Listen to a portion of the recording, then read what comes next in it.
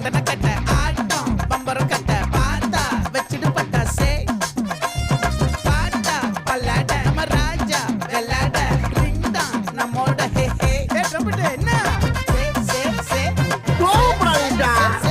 என்கிட்டலாம் கோபப்படனால 10 பைசாவுக்கு பிரயோஜனம் இல்ல. என்கிட்டலாம் கொஞ்சம் கூலிங்கா நடந்துக்கங்க. அதான் உங்களை மாதிரி ஆளுங்களுக்கு டீசன்ட்.